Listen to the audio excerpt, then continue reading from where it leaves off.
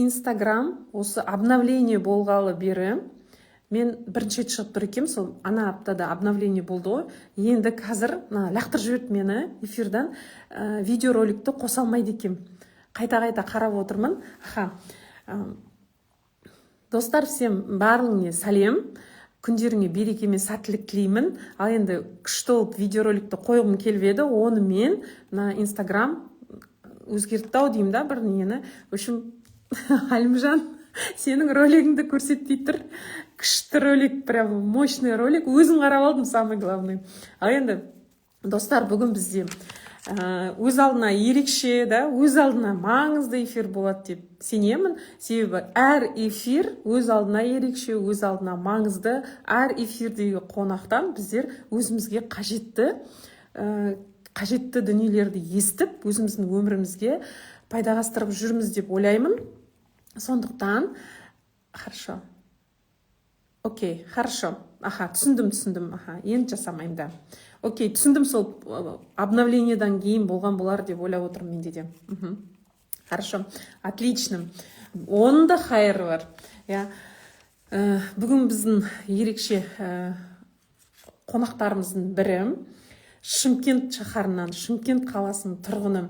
Өзі бір сондай ақкөңіл жан, өзі бір сондай адамға болсын деп тұратын, аңқылдағанда дейтін бар ғой, бөлек. Ол адамның жаңағыдай сөйлеп жатырған кезде ол өлең сияқты шығып жатырады да. Сөйлеп адамға бір әңгіме айтып жатырған кезде бір жыр толғап жатырған сияқты сөйлейді да. Солай етіп мен өзіме лично қабылдадым ол адамды. Сол жігіттің, сол Әлімжанның өнер әлемінен жаһандық саяхатта қалай келгені туралы және өзінің өмірдегі үлкен трансформация туралы сөйлескіміз келіп отыр. Әлімжан, қош келдің. Мен сені қазір эфирге шақырайын. Қазір қосайын. Қазір 1 секунд. Енді осыдан кейін бір осторожно отырып не істемесек. Әлімжан?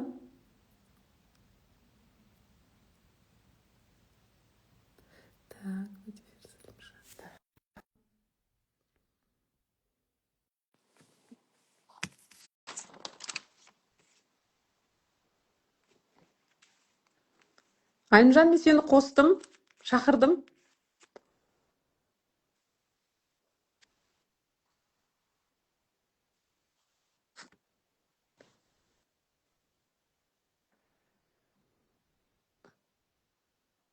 Әлімжан. Окей, супер. Привет. Привет. Қалайсыздар? Отлично. Мына Instagram обновление жасағалы бері бірінші рет кіріп тұр екем. Сол обновлениеден кейін шығып тұрғаным. Мына видеоны спокойно көрсетуге болатын еді бұрында отырып. Уже лақтырып тастап тұр да, ана видеоны көрсетейін деп қоссам. Вообще Instagram'нан шығарып жіберіп тұр. Сол себептен уже 2 рет қарадым. Ой, что случилось? Әлімжан, шығып кеттің.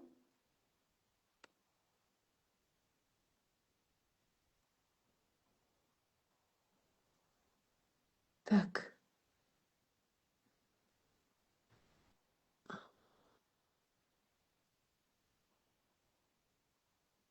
Әлімжан маған...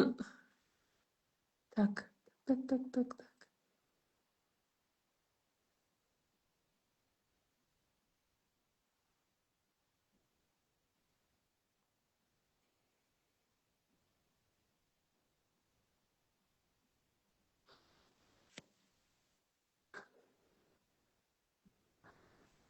Әлімжан.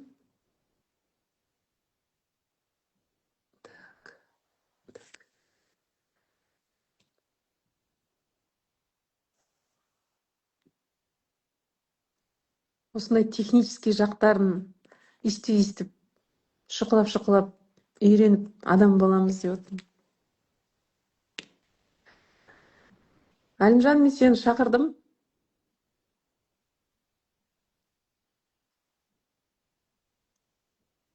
Әлімжан, қайдасың сен?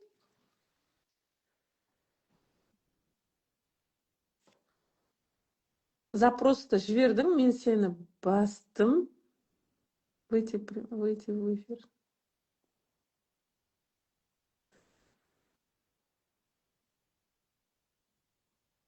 Алимжан! Өнер адамдарын осылай шақыру керек. Алимжан! Алимжан! деп. Алимжан! деп.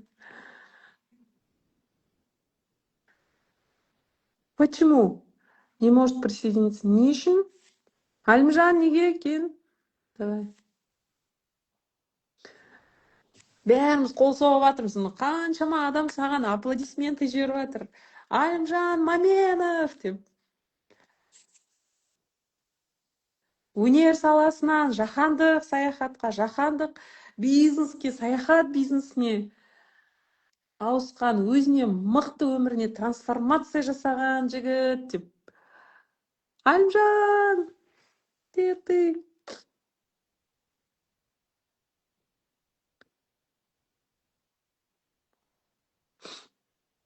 Алимжан! Алимжан! Не болып жатыр екен.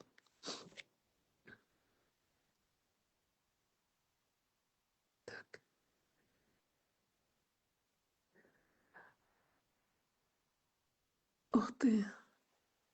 Ал енді қоспай жатыр да. Алимжан перезагрузить. Алимжаннан да. Алимжан, перезагрузи телефон дейді. Обновить. Может, нужно обновить Инстаграм. У меня вчера даже был партнер. Да, ага. Алимжан, сен обновление жасамадың ба Инстаграмда? Сен обновление жасамасаң, онда қоспайды. Ой, пой. Да, ура. Проверку.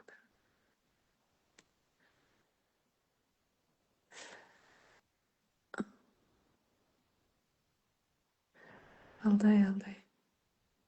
Еще раз жіберейінші саған қазір.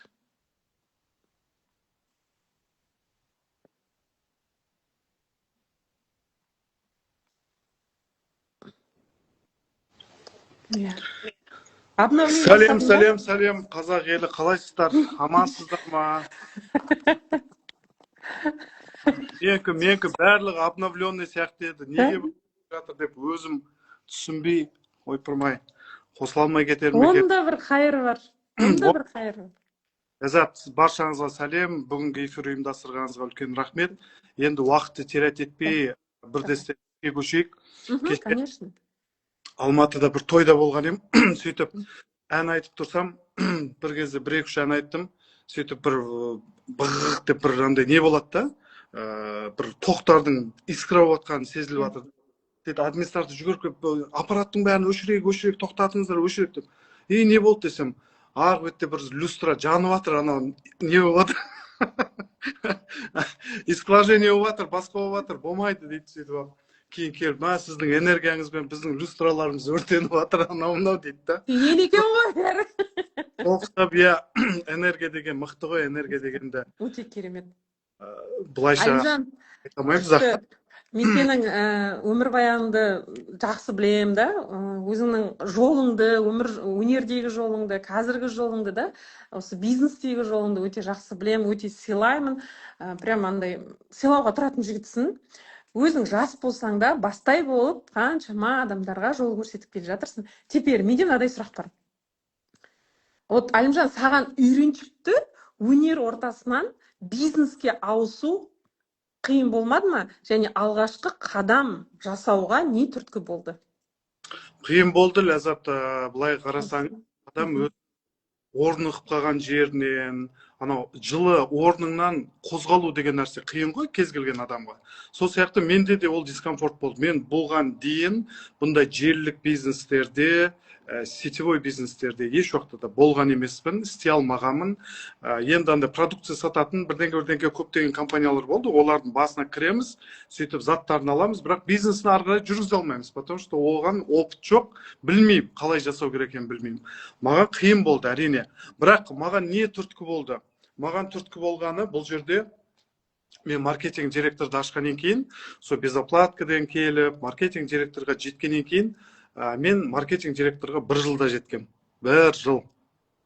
21 жылы қаңтарда тіркеліп, 22 жылы қаңтарда сол маркетинг директорды ашқам. 8 ай болды ештеңке істемегем, ешкімді жазбағам. Сөйтіп постепенно маған ай сайын $100 төлеу деген уже как будто кредит сияқты болып жаныма батып кеткеннен кейін, мен бұл тірлікті бастағам. Мен бұны төлемейтін жағы қалай болады дегенім, адамдарың, өзің жақын адамдарыңды шақыра қой деп, менің осы өнердегі анамдай болып кеткен Күле апайымыз шақырған мені, наставникім, қазіргі исполнительный директор осы компанияда. Сөйтіп келіп, содан кейін сол саяхатқа барғаннан кейін, сол саяхатты көргеннен кейін, және сол инкрузистің ақшасын қолыма ұстағаннан кейін маған түрткі болды. Мынау живой ақша бар екен, мына ақшаны действительно табуға болады екен, және бұл алған ақша берекесі бар екенін көрдім да. Сөйтіп берекесі болғаннан кейін, неге маған істемеске? Неге мен бір жұмыспен отырам? Бағанағы 175 мың теңгелік айлықпен неге мен отырам?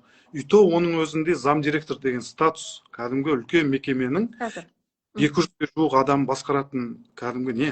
Окей, осы жерде өзің туралы жаңа сенің видеоңды қоса алмадың да, видеоңда керемет айтылған еді. Енді өзіңнің қысқаша осы инкрузке дейін, да, осы бизнеске дейін сен қандай лауазымды қызметте жасадың, вообще қандай жұмыс жасадың, соны айтып кетесің бе? Жалпы мен университетті бітіргеннен кейін, бізді Ленгір деген жерді білесіздер, Қазақстанның Швейцариясы, өте сұлу қала, сұлу елді мекен, Төле би ауданы қасиетті мекенде өмірге келгем. Сөйтіп университетті бітіргеннен кейін сол ауданда мәдениет үйінде жұмыс істедім, балабақшада жұмыс істедім, және мектепте жұмыс істедім. 3 жұмысты істедім, дипломды ала салып. 3 жерде де сол өзімнің мамандығым бойынша, музыкалық білім мамандығын мен тәмамдағам, Қазақ-Түрік университетін. Сөйтіп сол жерде жұмыс жасап жүріп, сөйтіп мен енді анау бұрыннан ізденгенді жақсы көремін да, бір жерде отырған ішім пысады. Мен айтам, бағана басшыларға кіремін де, маған бір қызмет беріңіздер, мен жұмыс жасағым келеді, мен тірлік жасағым келеді, мен конференциялар, презентациялар, үлкен шаралар өткізгім келеді деп. Сөйтем да сол 22-23 жасымда Тогус деген ауыл бар, сол жерде мәдениет үйінің директоры боламын. 5 адамға бастық боламын. Сөйтіп директорский бағанағыда қызмет жасайтын менің карьерам басталды. Сөйтіп сол жерде жүрем, сол ауылды мәдениетін дамытып, сол жерде жастармен жұмыс жасап, сөйтіп облысқа, бағанағыдай Шәмші Қалдаяқов атындағы облыстық филармонияға ұсыныс түсіп, сол жаққа режиссер болып ауысам. Сол режиссер 6 ай болып жүріп, сөйтіп сол мекеменің зам директор деген статусты иемденем. 6 жыл сол жерде директор бірінші орынбасары болып қызмет жасаймын. Қазына би ансамблі, Наргенже Серікбаева менің қарамағымда жұмыс жасаған. Одан кейін фольклорлық ансамбльдер, Сүгір атындағы оркестр, өте үлкен коллективпен 230-ға жуық адаммен мен басшы болып қызмет атқарам. Одан филармониядан 6 жылдан кейін мен опера және балет театр деген бізде театр бар. Қазақстанда 3 театр болса, соның біреуі Шымкентте. Сол жерде атақты Майра Мұхамед қызымен бірге жұмыс жасаймын. Майра Мұхамед қызымен бірге жұмыс жасаймын. Ол кісінің бірінші орынбасары болып, ол жерде де творческий составты басқарам. Әрмен қарай бізде мынау Қазақстандағы үздік 3-тікке кіретін университет бар. 50 мыңға жуық студенті бар. Осы Мұхтар Әуезов атындағы Оңтүстік Қазақстан зерттеу университеті. Шығармашылық кәсіптер орталығы деген орталық бар, факультет.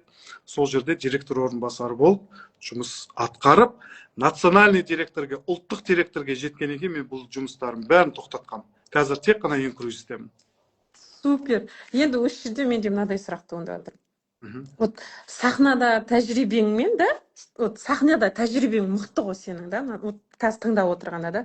Қазіргі саяхат бизнесінде қаншалықты көмектесуде? Сахнада тәжірибең қазіргі саяхат бизнесінде қаншалықты саған көмектесуде? Енді біріншіден бұл жерде де адамдармен жұмыс жасайсыз ғой, кез келген жерге адаммен жұмыс жасайсыз. Адамдармен тіл табысу, өзіңді еркін ұстау, және осы уақытқа шейін өзіңнің опыт ол бағанағыдай сіздің ортада әдемі еркін сезіну. өзіңізді жеңіл жеткізе білу, ойыңызды ашық айта білу. Осының барлығы ол әсіресе осы бизнеске келген кезде қатты көрінді. Менің сол мәдениет саласындағы сол жұмыс жасаған кезімдегі опыттарымның барлығын осы жерде де пайдаланып жатырмын. Мынау мен сіздерге айтамын да, саяхатты көрдіңіздер ма, лайнерді көріп келдіңіздер ма? Енді соны фильтр жасаңыздар да әдемі жеткізе біліңіздер деймін ғой. История создавайте. Историяларыңызды айта біліңіздер, соны әдемілеп адамдарға жеткізе біліңіздер. Сіздер сөйлеп жатқанда олар уже лайнерге отырып кетіп жату керек қой. Сізбен бірге саяхатқа шығып барып келу керек қой, былайша айтқанда. Вот сондай тілде, сондай энергетикада, сондай сенімділікте сіз адамдарға айта білсеңіз, сіздің бизнесіңіз жанданады. Сіздің бизнесіңіз өрлейді, өседі. Сен, вот керемет. Әлімжан, қараш, бәрі бірде адамдардың сен сияқты тілмәш емес, иә? Сен сияқты өнер саласында жұмыс жасаған жоқ. Сен сияқты ойын жеткізе алмайды. Сен сияқты әдемі жаңағыдай круизге мінгізіп отырғыза алмайды. Не все же могут, да, например, менің жолдасым ондай емес, например. Ол өзімен өзі реаниматолог дәрігер, сол өліп отырған адамдарды тірілту, сондай, да. Но не все же могут. Мысалы, вот тілмәш адамдар аз, коммуникация. Вот осындайда сен не айтар едің? Кез келген адам өмірге келген кезде Алла тағалам оған бір қасиет береді. Кез келген адамға бір қасиет болады, талант болады. Біреу тамақ жасаудан талант, біреу сөйлеуден талант, біреу өлең айтудан талант. Енді сол өзінің талантын, өзінің былайша айтқанда өзінің болмысын, өзінің мықтылығын шыңдап, сол өзіне ұқсас адамдарды табу керек қой бұл жерде. Мен айтпаймын, мен бағанағы әдемі сөйлеген сайын бәрі келе береді деп айтпаймын. Например, менің де сөзіме келмейтін адамдар бар. Менің сөзімді тыңдау арқылы, қойш, ұра береді бұлар бағанағыдай. Не ол? Тамады. Теуіп жатыр, әдемі сөйлейді, дымдыданды емес, қатырмайды деген сияқты сөздерді, отказдарды мен де аламын. Әзір күнге шейін аламын. Білесіздер ма, сенесіздер ма? Сол үшін ол это не значит, да, ол Әлімжан сахнада жүрген, Әлімжан бағанағыдай жақсы сөйлейді, содан кейін оның бизнес жүріп жатыр деп. Жоқ, олай қателеспеңіздер. Ләззаттың мәселен өзінің бір керемет қасиеттері болуы мүмкін, шешім шығару, командасын жүргізу, болмаса бір әділдікте, мықтылықта, сөзінің күшінде, көп сөйлемесе, бірақ сөзбен тоқтап тастайтын күштері болады. Вот сондай сияқты сіздер өздеріңіздің күштеріңізді тапсаңыздар болды. Мен соны айтқым келеді. Әр адам өзінің уникальный жағы бар. Мәселен, мен жолдасым, келіншегім, ол да 8 жыл декретте отырды. Одан кейін осы инкрузисте қалай жасағысы келсе де болмай жатыр да, ананы қосқысы келеді, болмайды, мынаны қосқысы келеді, болмайды. Мен айтам, Салтанат, сен давай өзіңнің қасиетіңді, өзіңнің дарыңды пайдалан. Қай жағынан? Оған екеуміз ақылдаса келе отырып айтам, сен қандай жақтарын жақсы меңгергенсің? Ол айтам, мен технический жақтарын жақсы көрем. Например, аккаунттар ашу, почталар обновить ету, восстановить ету, технически көп деген бағанағыдай перелеттар қалау, басқа-басқа. Сөйтіп, қараңыздар, оның былайша айтқанда мына миы мықты жұмыс жасайды, и ол қазір визамен айналысып кетті, да? Виза жасайды.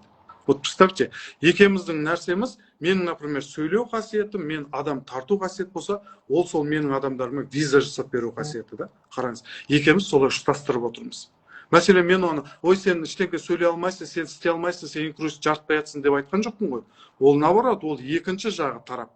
Адамдарды саяхатқа шығару, оларға виза алып беру, соларды сопровождать ету. Менің көптеген командамдағы почталары ашылмай қалған, например, төлей алмай қалатын адамдар өте көп, білесіз, Ләззат?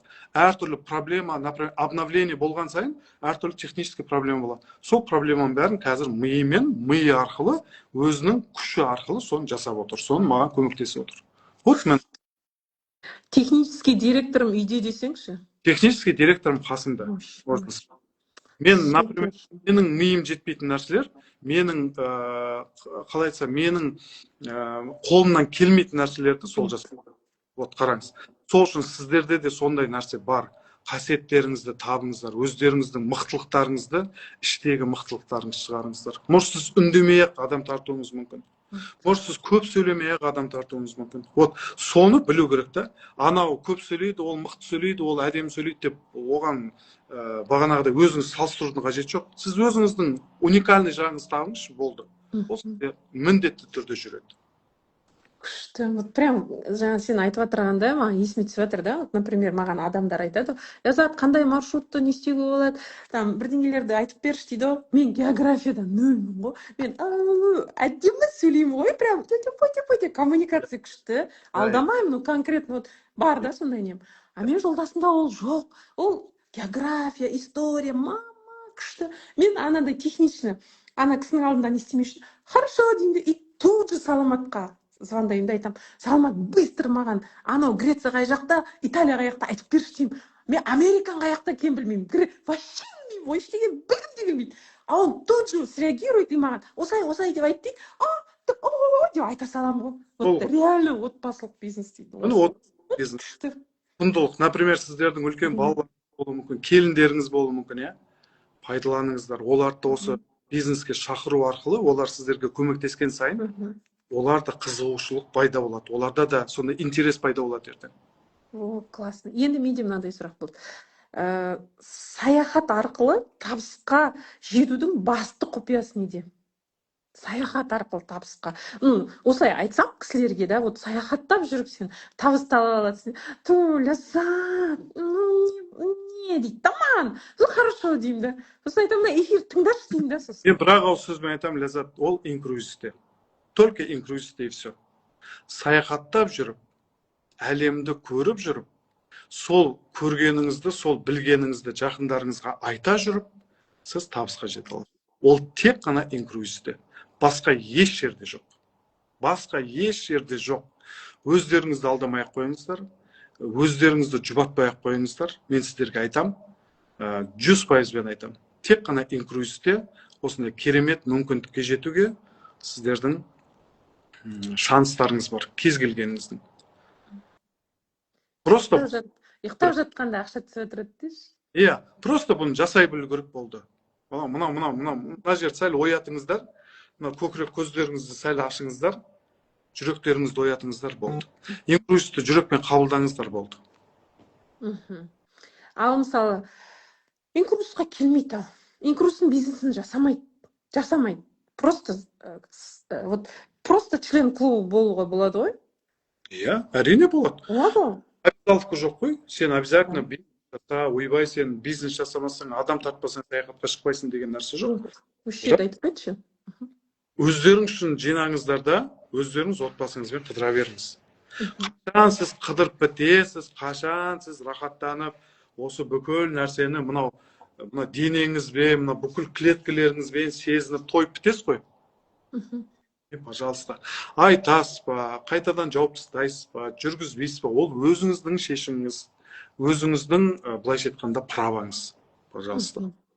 А егер қосымша табыс тапқым келеді, неге мен осы компаниядан 50%-лық жеңілдікпен саяхаттамасқа, неге мен саяхаттан 100% саяхаттамасқа деген ой болатын болса, мархабат. Кез келген уақытта шешім қабылдаңызда жұмыс жасай беріңіз. Пожалуйста. Қосымша табыс ретінде қарауға болады ғой бұл жерді? Әрине.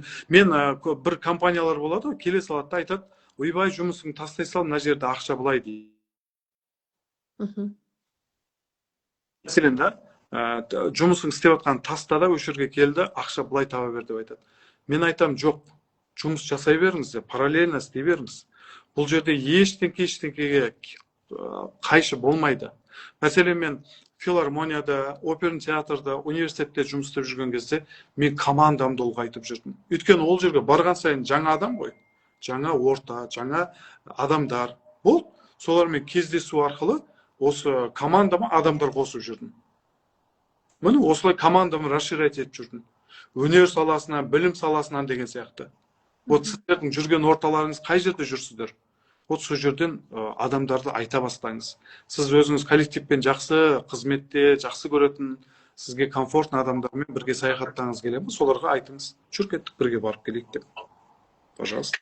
Сол үшін жұмыс қажет жоқ, жұмыс істей беріңіздер. Сіздер определенный бір рангке жеткенде, определенный өзіңізге жеткілікті суммаға жеткен кезде ай сайын табыс табуға көзіңіз, санаңыз, жүрегіңіз уверенно 100% жеткен кезде мына бетті қоя салу, болмаса мына бетті жаба салуға всегда үлгересіздер. Күшті жауап. Әлімжан, жасың нешеде сенің? Сенің жасың сенің? Биыл 37-ге толдым деген ба? Иә, жан, бөпелер күшті. Отлично. Теперь, Әлімжан, менде мынадай сұрақ. Мысалы, сен өзің лауазымды қызметті атқардың, иә? Әдемі жерлерде лауазымды қызмет атқарғансың. Енді осы инкрузқа келіп, жаңағыдай енді $100 жақалтамнан шығармай, былай енді ойландың ғой, $100 жақалтамнан шығармай, маған компания 200-ді өзі толтыра алады екен, ол үшін маған сондай айналамдағы адамдар шақыру керек екен. Сол кезде сенде эго, корона деген болды ма? Бастапқыда бағана айттым ғой, мен 1 жылда маркетинг директорға шыққам деп. Сол креслода отырған кезде болды. Қойшы, кімге айтам? Біреуге жалған ба деген. Біреуге айтсаң әлдеқандай болып қалады.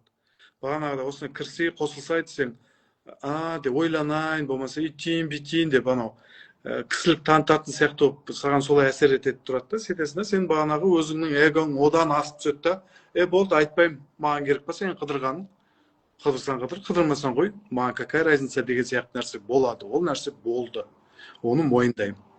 Бірақ уже ай сайын төлем жасай беріп бағанағыдай енді жас семья, ипотека бар, кредит бар. Бүкіл Қазақстанда это нормально. Ипотека, кредит деген это нормально. Норма жизни дейді ғой. Ол менде де бар. Сөйтемді сол дүниелер сәл қысқан екен уже. Қалтаңды, неңе қысқан екен. Уже сәл экономный жағын қарастыра бастайсың. Мына не істеуге болады. Қалай мен төлемей, бірақ саяхаттағым келіп тұр.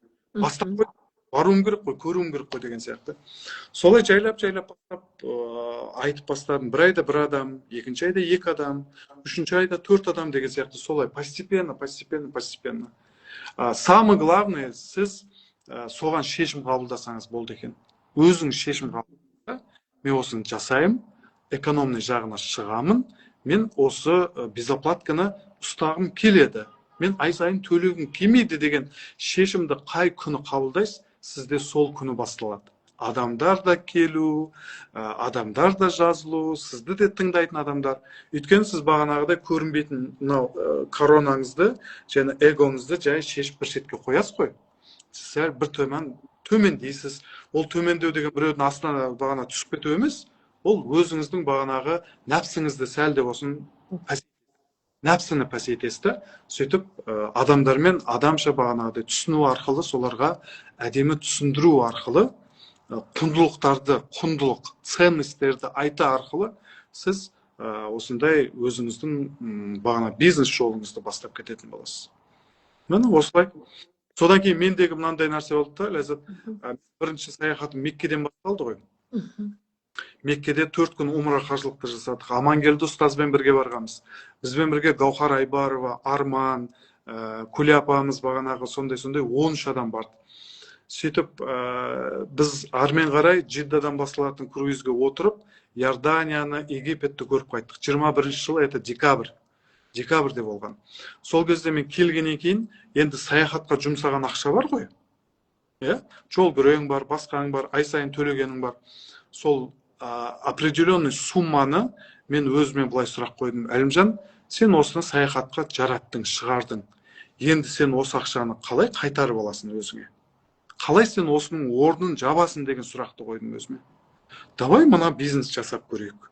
Мен бағана барып келген, ортаны көрген екен, борт директорлық статусқа шығып бара жатқан. Гаухар ол кезде, по-моему, исполнительный директорға бара жатқан. Интернациональный, походу, бізбен бірге барған кезде.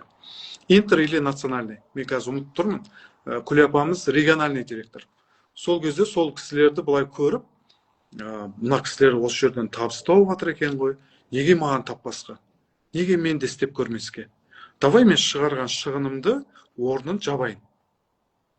Басқа жолға түспей қойайын, бағанағыдай, біреуден бағанағыдай бір ақша алу, болмаса жұмыста бір жасырын бірден келер істеу. Ондай нәрсенің қажет жоқ. Лучше осы компаниядан, осы жерден бизнес жасауға болады екен, осы жерден жасап көрейін деп сондай шешім қабылдап, мен сол шығарған шығынымды 2 есе 3 есе қайтарып алдым ғой. Қараңыздаршы. Миллион теңге жаратсам, сол миллион теңгені мен 2 айдың ішінде өндіріп алдым. Команда создавать ету арқылы. Былайша айтқанда мен шығарған қаржым, шығарған ақшам орнына қайтып келді. Орнына қайтып келгеннен кейін мен мына істеуге болады екен. Мынау керемет екен. Давай, енді тоқтамайым, енді тек қана команданы өсірем, мықты адамдарды қосам, саяхатқа ғашық адамдарды шақырам, өз-өзін бағалайтын адамдарды ортама шақырам. Сөйтіп, мен де адамдардан алғыс алып сауап алайын деген ниетпен осылай басталды. Міне. Круто. Әлімжан ең алғашқы шақырған адамдар, мысалы көбіне айтады да, мысалы адамдар маған, мен кім шақырамын дейді ғой осылай. Тасташы, кім шақырамын дейді да. Сол кезде мен айтамын, сен туған апаң, сестраң бар емес па, братишкаң бар емес па, там роднойларың бар емес па деймін ғой. Вот сенің ең бір шақырған алғашқы адамдарың кім болды? Ең бірінші шақырған адамдарым ішінде енді 5-тік деп айтайыншы, 5 адам. Біріншісі Ұлшан Ботабаева деген менің нағашы апам бар, мамамның сестрасы. Жанар Ханқызының мамасы, қараңыздар. Жанар Ханқызы қазір менде интернациональный директор, білесіздер, Вот Жанар Ханқызының мамасын шақырдым. Ол кісі өзінің 5 бала шағасын өзіне қосты, былайша айтқанда. Сөйтті де қазір железный сеньор маркетинг директорының айлығын алып отыр. 5 жылдан бері астында 2-3 қызы бизнес жасайды. Вот. Маркетинг директор кіші қызы, үлкен қызы Жанар интернациональный директор деген сияқты осылай. Одан кейін енемді шақырдым. Енем молодец. Мен қазір енеммен бірге бизнес жасаймын. Ол кісі 3 круизде болған маркетинг директор қазір. Қызының ұйқысы тыныш болсын, әйтеуір мына күйеу бала жеп қоймасын мейін деп, ол кісі ұялғаннан қосылған. Сөйтіп қазір өкінбейді, маған постоянно алғысын айтып жүреді. Әлімжан, сен болмасаң мен саяхатқа бармас едім, мен осылай табыс таппас едім, саған рахмет, ризамын саған, сен мені осы жерге шақырған үшін деп ризашылығын айтып жүреді. Мен одан артық не бар.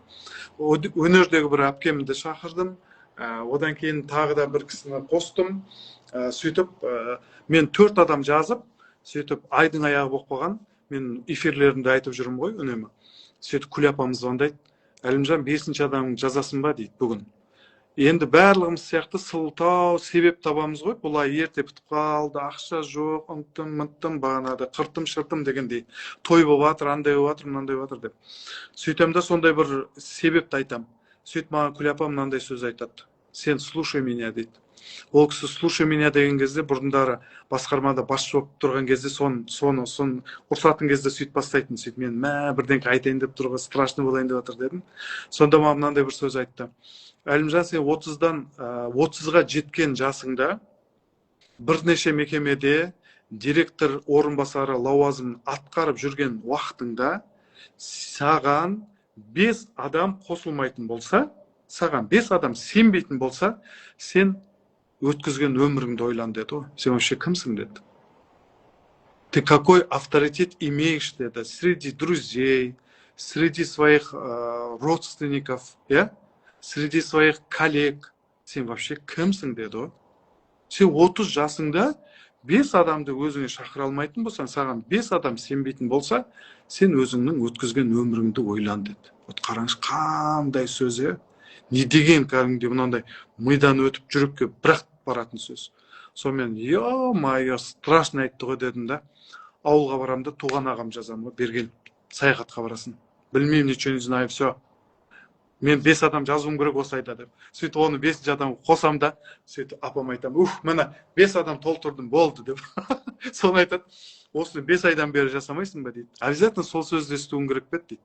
Вот қараңыздар, өмірде бір сөздер болады. Адамнан келетін, адамнан еститін.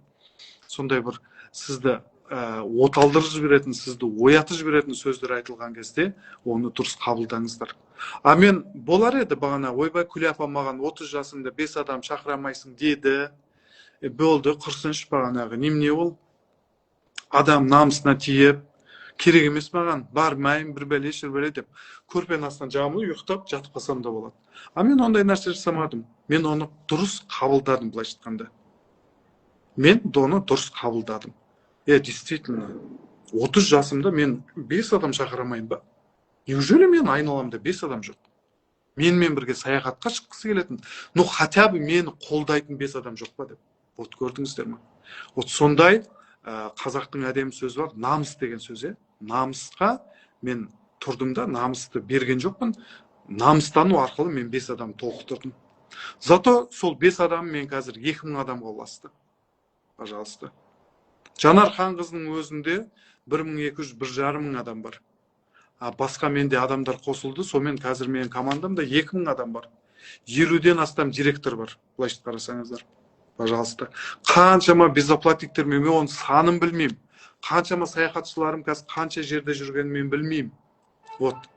Сол жердегі бірақ шешім, былай кетпей, болмаса құлау, болмаса алдыға жүру деген нәрсені таңдау арқылы мен қазір осындай үлкен жетістікке, үлкен командаға жеткенім осы.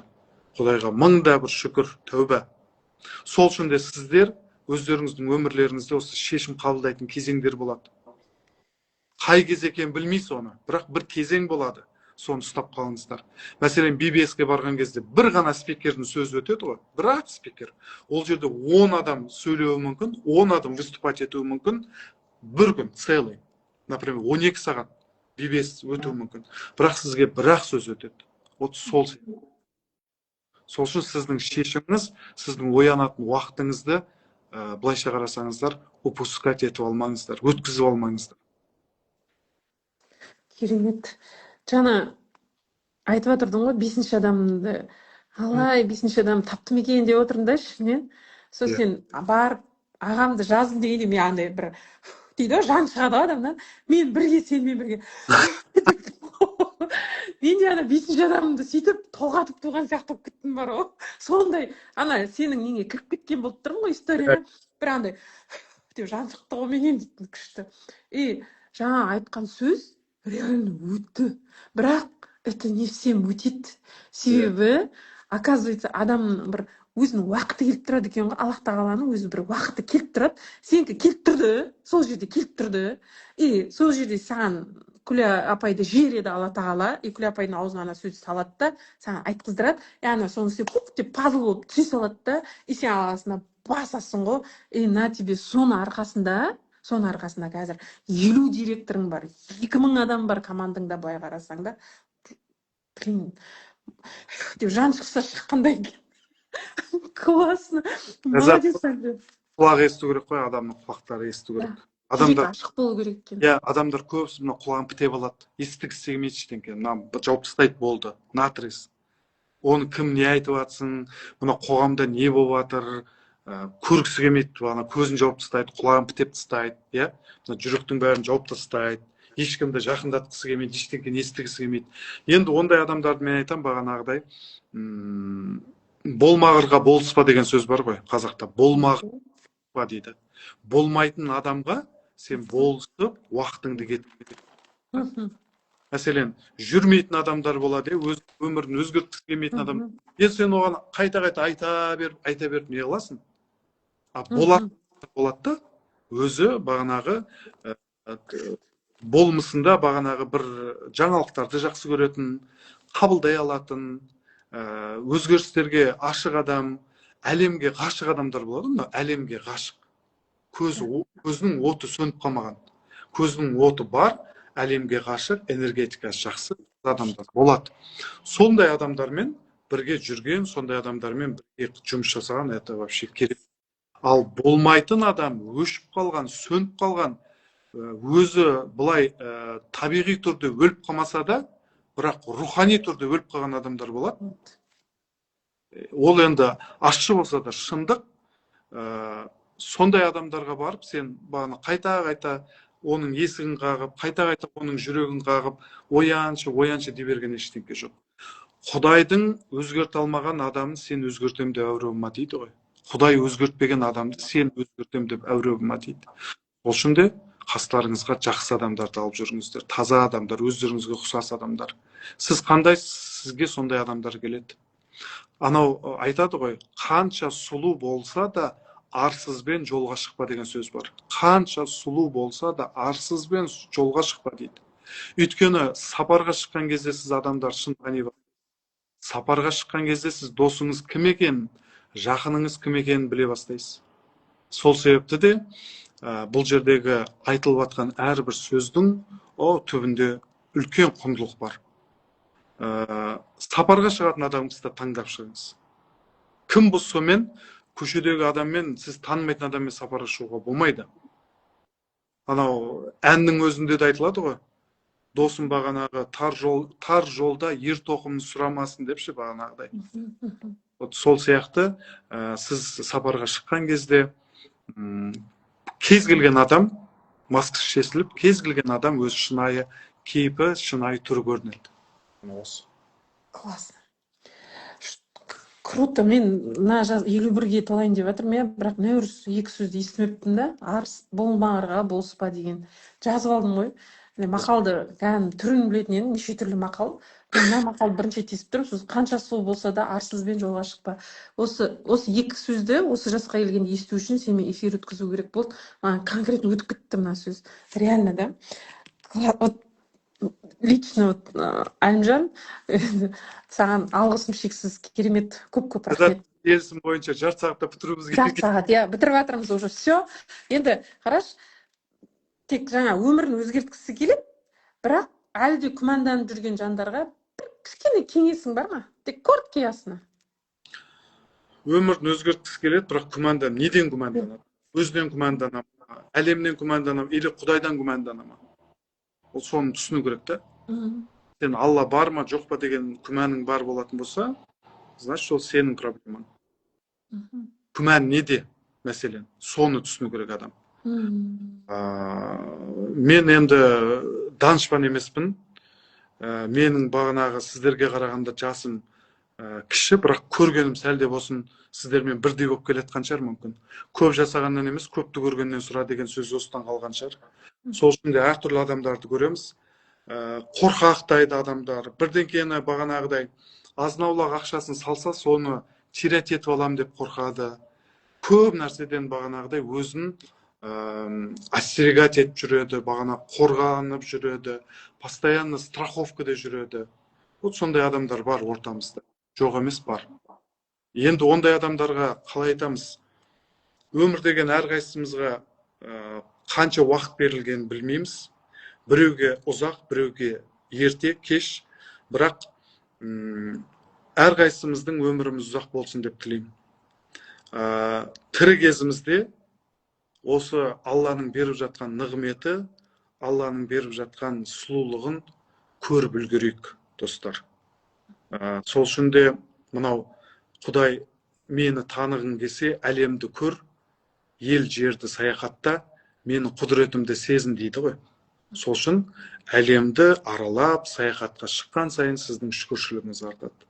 Құдайға сіз бір табан жақындайсыз.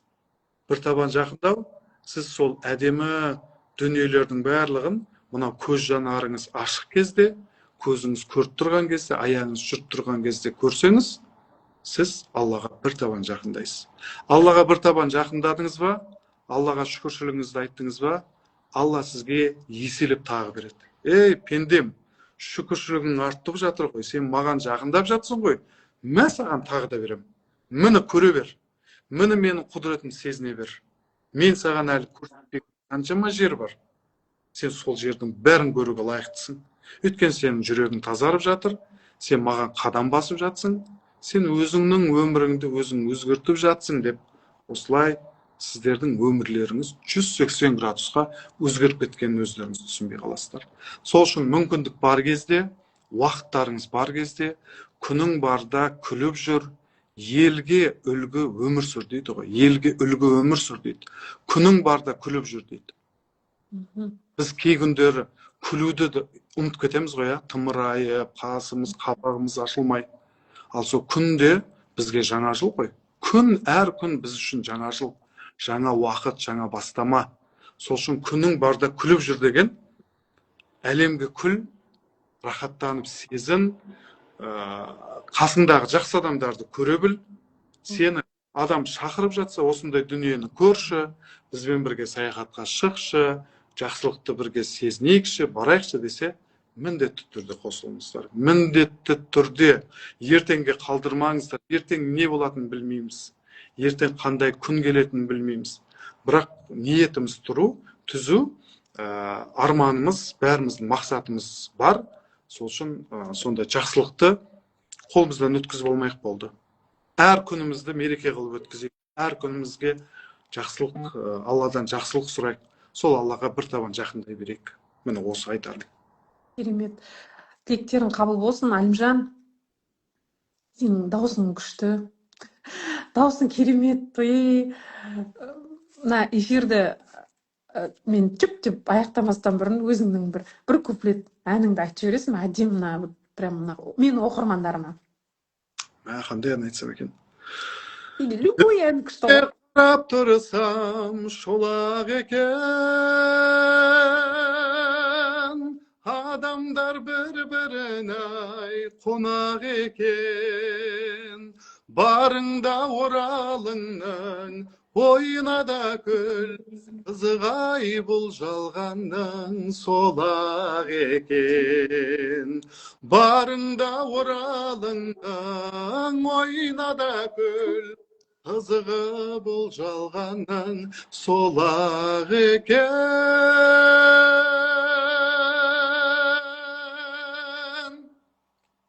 Супер, красавчик, классно. Барымызда бір-бірімізді бағалайық, барымызда бір-бірімізді сыйлайық, құрметтейік, осындай жақсы сөздерімізді айтайық. Бүгінгі эфир сіздерге қалай айтсам пайдалы болатын болса, менің бір сөзімнен болса да сіздер өзіңіздің өміріңізге деген, бір болашағыңызға деген өзгертулер, бір жақсылықтарды енгізетін болсаңыздар, маған соның өзі үлкен сауап болып жеткілікті.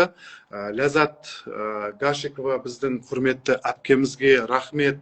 Мықты, батыстың мықты қыздарының бірі, мен сыйлайтын, мен құрметтейтін жақсы әпкелерімнің бірі. Аман болыңыз. Құдай қаласа, рангтердің бәрін бірге аша берейік, өсе берейік. Біз жақсы көретін, бізге қосылатын, бізбен бірге өзін өзгертетін адамдар көбейе берсін. Әрбір қазағымызға, әрбір осы әлемде тұрып жатқан, өмір сүріп жатқан барлық адам баласына тек қана жақсылық ойлайық. Мен сіздерді жақсы көрем. Келесі кездескенше аман сау болыңыздар. Аман сау болыңыздар. Бар болыңыздар. Жаным, аумин, жаным. Давай, ана X-ті баса ғой. Рахмет саған, көп, алғысым шексіз. Красавчик. Так. Ал осымен бүгін шынайы да әсерлі, бөлек, прям керемет, да, вот эфир өтті деп ойлаймын. Эфирді сақтап қоямын. Сол эфирді барлығы, осы эфирді тез қарап шықсаңыз, бәрін естисіз, да, қанша уақыт болғанын, бәрін осы эфирді басынан бастап айтылды. Барлықтарыңызға менімен бірге болғаныңыз, Әлімжан екеумізбен бірге болғандарыңыз үшін алғысымыз шексіз. Тек қана жақсы күндерде жүрейік, күнің барда күліп жүр деп, бірімізге біріміз әрдайым күліп жүрейік. Жетпейтін нәрсе жоқ, Аллах тағала бәрімізге бірдей етіп беріп жатыр. Все, пока-пока, мен кеттім встречаға. Пока.